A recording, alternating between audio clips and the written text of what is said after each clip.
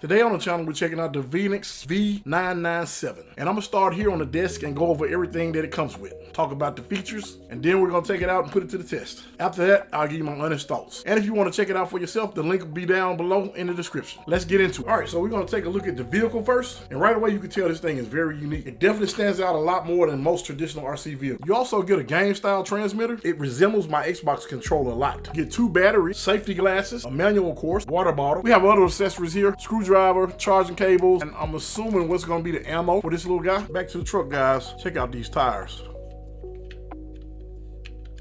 I really like how the cannon is attached, so if I needed more space, I can just kind of take this thing off, magnet mount it.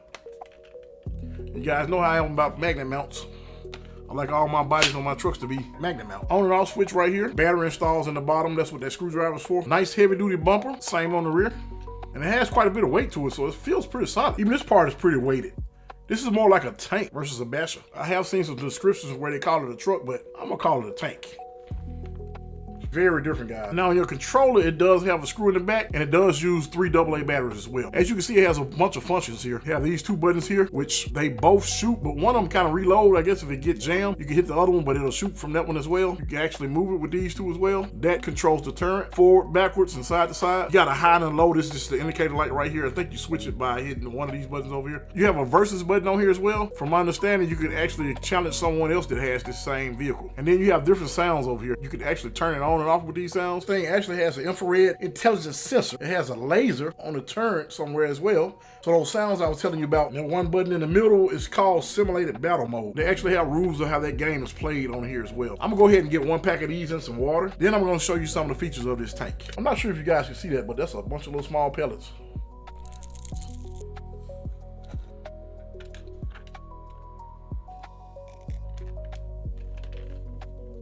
This actually vibrates, guys. Did y'all see that?